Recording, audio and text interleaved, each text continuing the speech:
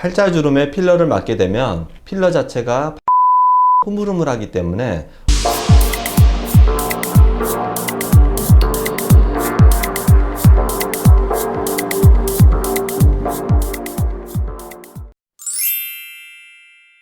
팔자주름은 크게 처지는가 꺼지는가에 따라 생기게 됩니다. 처져서 생기는 이유는 얼굴 볼, 광대 피부, 지방이 처지면서 주름이 깊어지는 것이며, 꺼져서 생기는 건 팔자주름을 과도하게 사용하면서 연부 조직이 처지고 접히는 것이 반복되어 생긴다고 보시면 됩니다. 눈가주름이나 이마주름은 보톡스로 펼 수 있지만 팔자주름은 푹 꺼진 볼륨의 문제가 크기 때문에 보톡스로는 아무런 효과를 기대할 수 없습니다. 보톡스보다는 필러가 그나마 효과를 기대할 수 있어서 맞는 순간에는 좋지만 장기적으로는 안 좋은 결과를 초래할 수 있습니다. 팔자주름에 필러를 맞게 되면 당장은 팔자주름이 펴지는 효과가 나겠지만 필러 자체가 반고체로 흐물흐물하기 때문에 웃거나 말할 때 주름선을 눌러주기 때문에 필러가 주름선 위로 밀려 올라가서 주름선 위에 자리를 잡게 되어서 오히려 팔자주름이 더 심해질 수 있기 때문입니다. 즉 결론적으로 팔자주름에 맞은 필러가 제자리에 있지 않고 주름선 위에 두둑한 살 쪽으로 이동해서 오히려 팔자주름이 심해지는 결과를 초래할 수 있습니다.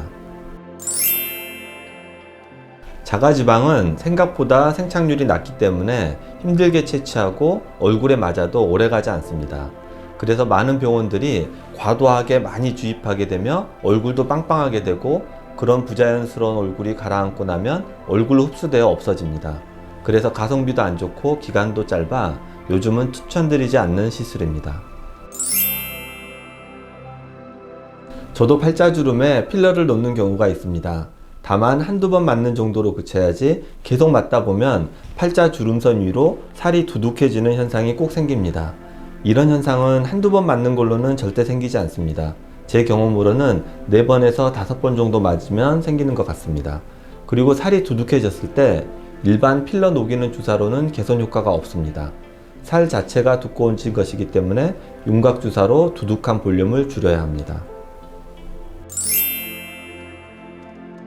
위의 사진을 보시면 1에서 3단계의 경우 주름이 그리 심하지 않기 때문에 귀족 수술로 해결할 수 있으며, 단계별로 보형물의 크기가 큰 것을 넣어서 꺼진 주름 부위를 자연스럽게 채우게 됩니다. 4단계부터는 1에서 3단계보다는 확실히 주름이 더 깊게 패여 있는 것을 볼 수 있는데요. 이런 경우에는 팔자주름 당김술을 병행해야 합니다. 귀족 수술은 움푹 꺼진 팔자주름을 필러가 아닌 보형물로 채워주는 수술입니다. 보형물은 입안 절개를 통해서 들어가게 됩니다. 입안 절개의 장점은 움푹 꺼진 뼈의 상태를 육안으로 확인해서 그 상태에 맞게 보형물을 조각할 수 있어서 좀 더 정확한 수술이 가능하기 때문입니다. 보형물 삽입 후 절개선을 봉합하면 수술이 끝납니다. 수술 시간은 20분 정도입니다. 수술이 잘못되면 움직일 수 있습니다. 하지만 보형물이 들어갈 공간을 정확히 방리하여 그 공간에 들어가게 되면 절대 보형물이 움직인다든지 흘러내린다든지 하지 않습니다. 하지만 보형물의 공간을 정확히 확보할 수 있는 의사의 수술 실력이 필수적입니다. 보형물 크기보다 공간이 크다든지 꼭 필요한 위치가 아니면 보형물이 움직일 수 있기 때문입니다.